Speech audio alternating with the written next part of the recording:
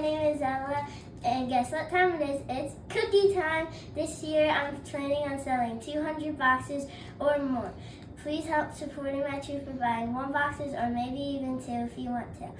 My troop is planning on going on an exciting trip and helping my community. Please help support me by buying 1 box or more. Bye!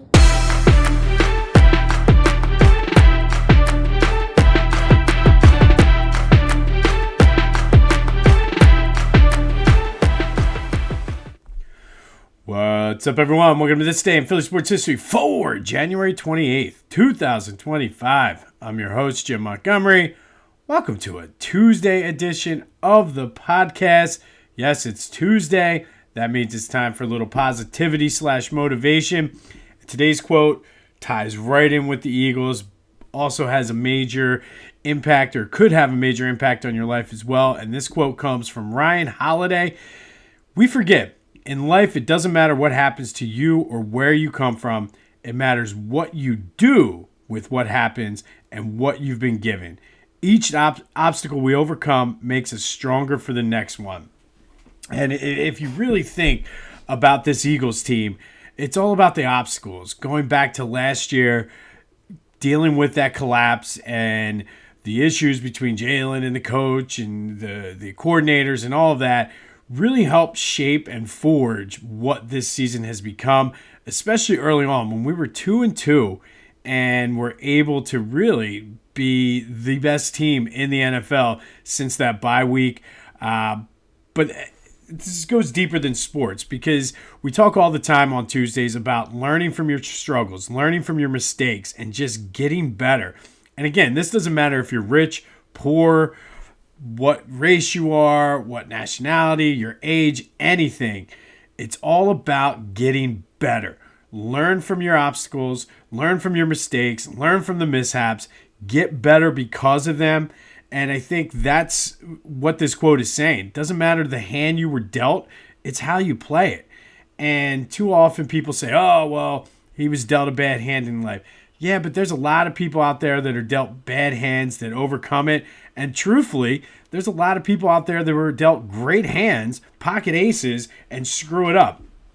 So again, it's all about how you manage, how you play that hand that you're giving, and getting better because of it. It's what you do with what you're given. And sometimes people are given more, sometimes people are given less, but it's how you navigate and how you manage that.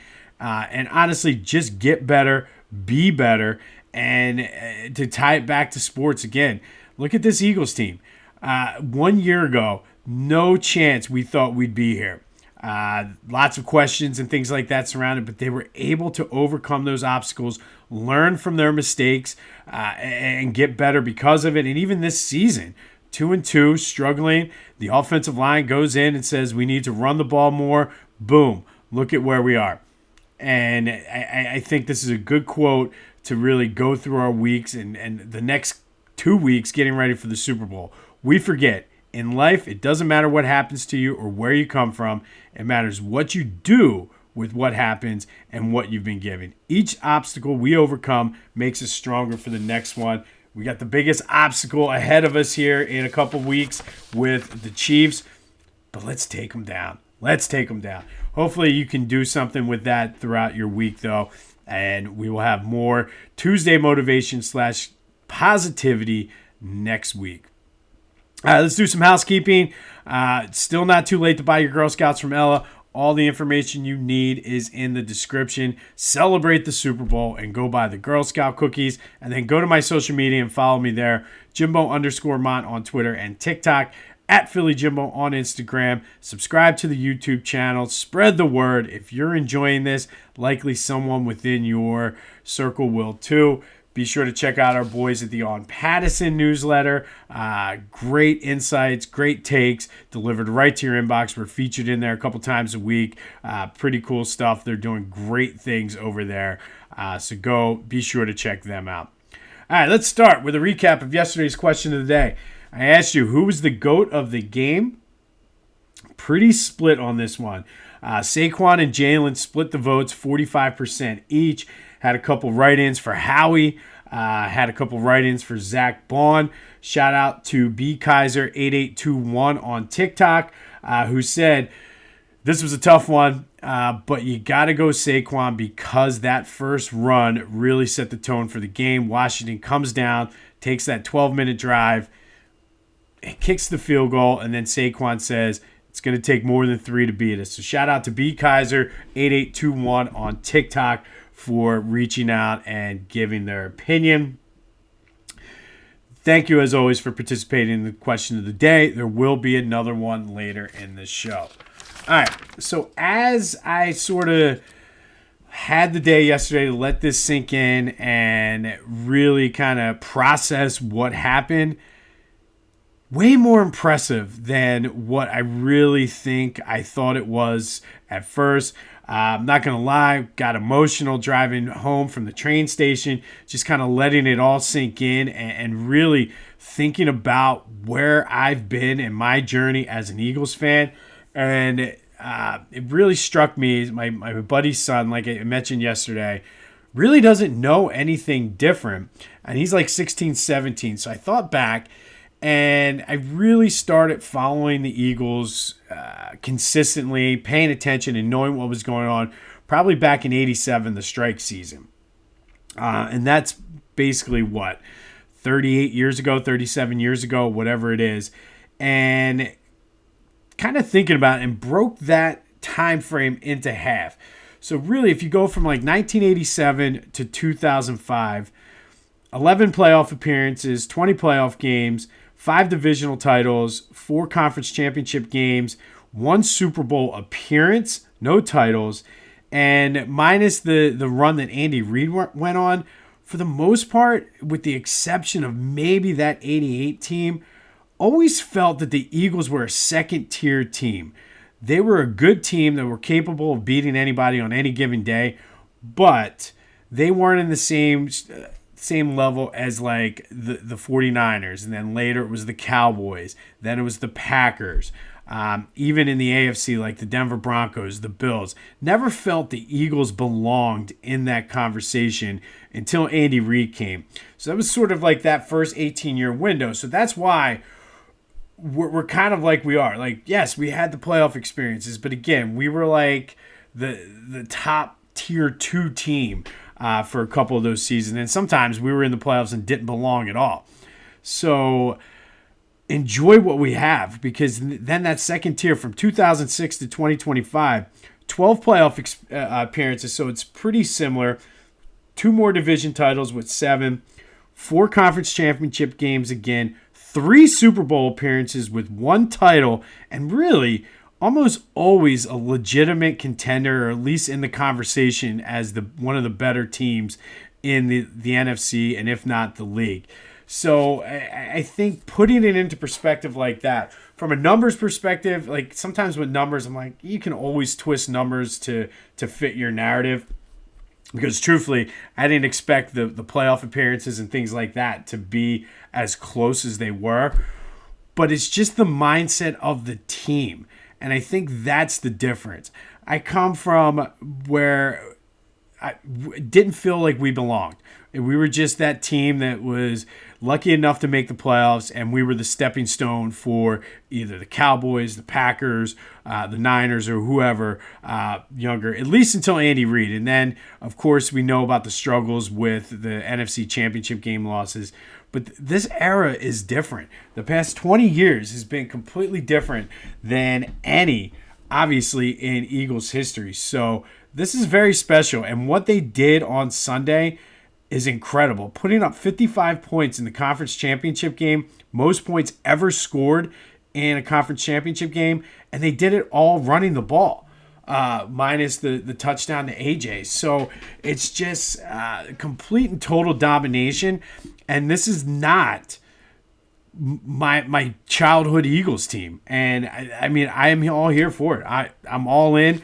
I enjoy it though, because it wasn't always like this, and appreciate what you got if I can give you any advice. But one more game, we got to do it.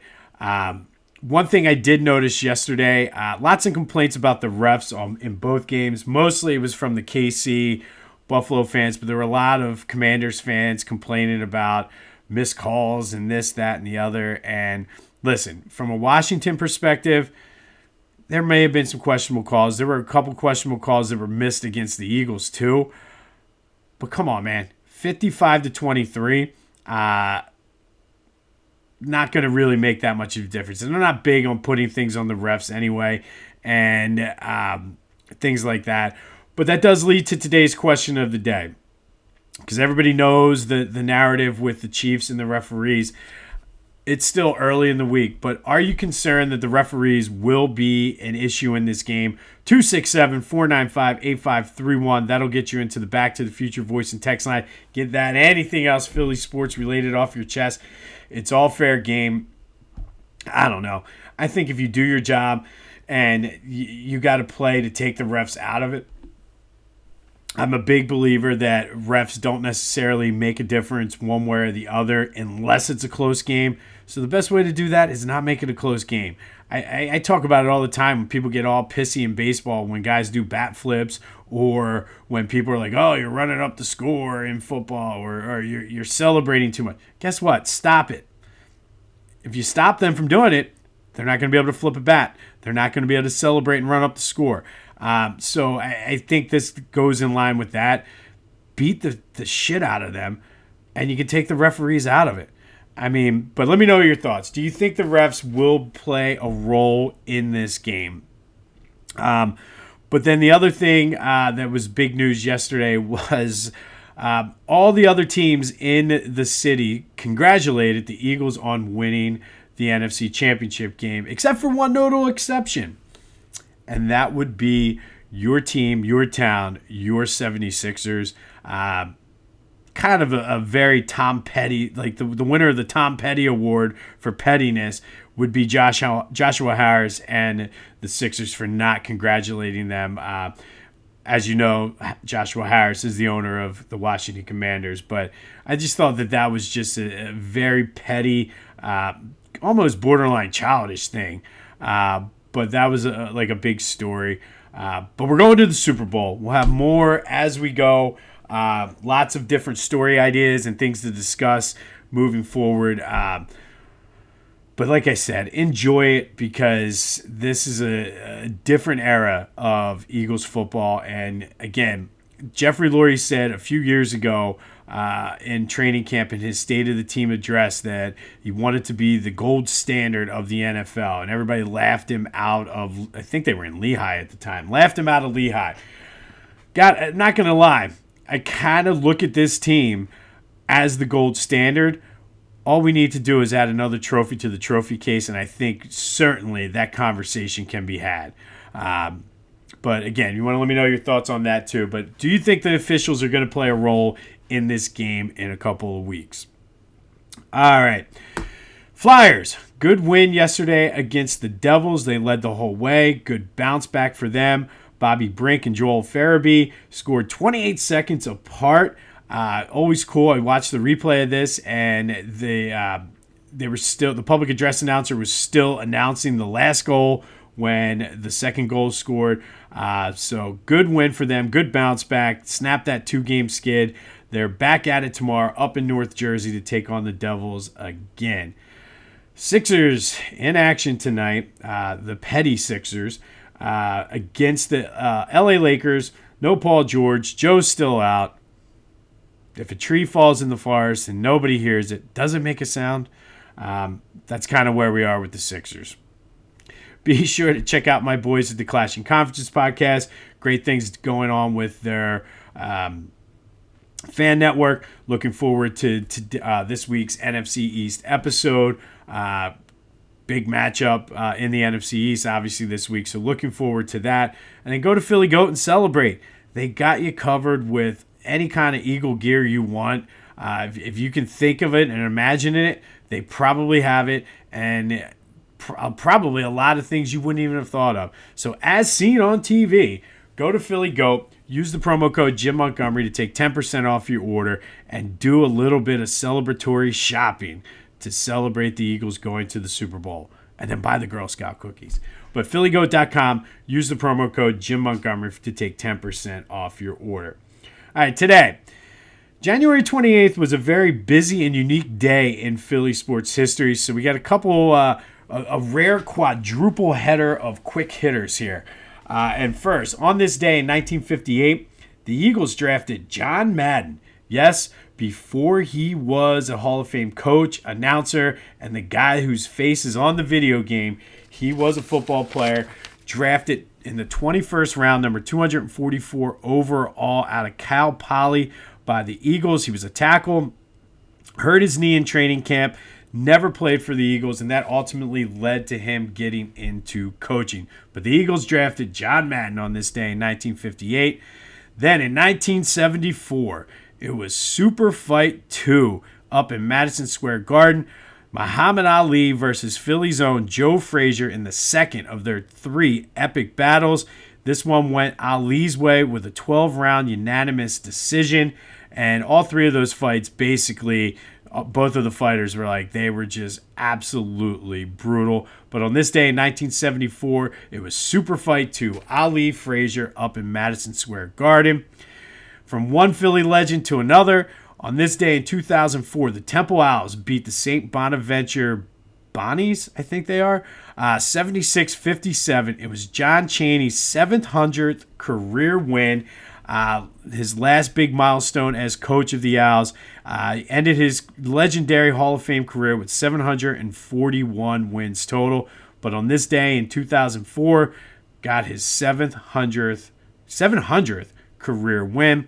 And then finally, one of the most underrated signings probably in Phillies history happened on this day in 2008. They signed their third baseman of that World Series winning team, Pedro Feliz, signed with the Phillies on this day in 2008. And truthfully, kind of was the unsung hero of that team. Didn't really, he wasn't one of the stars. However, played solid defense, timely hitting, and everybody will remember he hit the game-winning RBI in Game 5 of the World Series. So lots of random cool things happened on this day in Philly sports history. First, in 1958, the Eagles drafted John Madden out of Cal Poly. Unfortunately, never played for them, hurt his knee, went on to be a coach, and the rest, as they say, is history. In 1974, Muhammad Ali versus Joe Frazier up in Madison Square Garden, Super Fight 2. Muhammad Ali winning with a 12th round unanimous decision. John Chaney wins game number 700 in 2004. And the Phillies signed Pedro Feliz, who hit the game-winning RBI in Game 5 of the World Series. A World Series winning RBI for Pedro Feliz. He signed this day in 2008. And then finally today, continue our forgiveness. We're going to finish this month out strong to bring that good vibe and the positive energy and the good karma as the Eagles look to take down the Kansas City Chiefs. Today, we're going to forgive Buddy Ryan. And I know this is kind of an odd one because everybody loves Buddy, including myself, going back to when I started off as a fan back in 87 and the teams I grew up with. And I know this is odd, especially heading into the Super Bowl sort of hype up and everything. And Buddy had a great eye for talent, drafted a lot of those great guys on defense. Seth Joyner gave a lot of those guys chances, signing, brought in Clyde Simmons, brought in Reggie. All of those things he had an eye for talent, was great at building an amazing, outstanding defense. I've made it perfectly clear that 91 team, even though he wasn't the coach, that was his defense, and it's the greatest defense ever of all time. Offensively, though, didn't really care too much about offense. And I mean, going out throughout his career, he didn't care. I mean, he was the defensive coordinator that got carried off the field for the Bears. When he was in Houston as the defensive coordinator, punched Kevin Gilbride during the game. Just basically turned Randall loose. I remember this was a huge deal at the time. Randall would call his own plays and essentially didn't get a lot of coaching. But he said, make 5 big plays, the defense will take care of the rest. And for a good part of those teams, Randall would go out and make 5 big plays. And as Buddy said, the defense took care of the rest. Randall did have the benefit of having Doug Scoville as his quarterback coach, who was like a mentor type father figure to him. Unfortunately, he died in the 1989 season, and really just Randall was never the same in Philly after that. When Buddy did decide to finally get him some coaching and bring in Rich Kotite, it was probably too little too late. They didn't really get along too well. Although, I will say that 1990 season by Randall was an MVP type season under Rich Kotite. So he finally had some coaching and went to an MVP. I just go back to that. If Buddy only put a little bit of energy into the offense, just how great those Eagles teams could have been, how good Randall Cunningham could have been. So, Buddy, I love you, bud. I love you, brother. I absolutely love Buddy Ryan, but you could have gave a damn about coaching the offense just a little bit. Bring a guy like Rich Kotite in a little bit sooner. But you know what? It's all good. We need the positive vibes. Buddy, I forgive you for not providing Randall with the offensive coaching he needed to be a Hall of Famer. He had the talent, all the talent in the world, and if he just had a little bit of coaching, because look what he did when he had coaching. 1990, Rich Kotite came in, a legitimate offensive coordinator. Say what you want. He made Randall an MVP candidate that year. And then look what he did when he got to Minnesota. Yeah, I mean, it helps having Chris Carter and Randy Moss, but if he just gave him a little bit of coaching, Buddy, rest in peace, but damn, man, give the man a little bit of coaching. We could have won a couple more Super Bowls. But, Buddy, I do forgive you. Busy day in Eagles history, or Philly sports history, I should say. 2008, Philly signed Pedro Feliz, who hit the game-winning RBI in Game 5, the World Series clinching RBI. 2004, John Chaney gets his 700th win. 1974, Frazier II up in Madison Square Garden. And in 1958, the Eagles draft John Madden, who unfortunately hurt his knee in training camp and never played. We will continue our Super Bowl coverage tomorrow. Still feels weird saying that sometimes, but I'm excited for it. Let me know your thoughts for the question of the day, though. Do you think the officials are going to play a role in this game, or are the Eagles just going to roll them and it's not going to matter? I would love to see them just roll them. But let me know. 267-495-8531. That's Back to the Future voice and text line. Remember, it's not about the hand you're dealt. And I'm summarizing the quote. But it's not about the hand you're dealt. It's how you play it. Learn from your mistakes. Get better. And take the lessons you learn to get ready for the next obstacle, because it's coming. And that's true in sports and in life as well. So go, have yourselves a week, and we'll be back with more positivity and motivation on Tuesday. This has been This Day in Philly Sports History for January 28th, 2025. My name is Jim Montgomery. Go have yourselves a Tuesday, and until next time, I'll see you when I see you.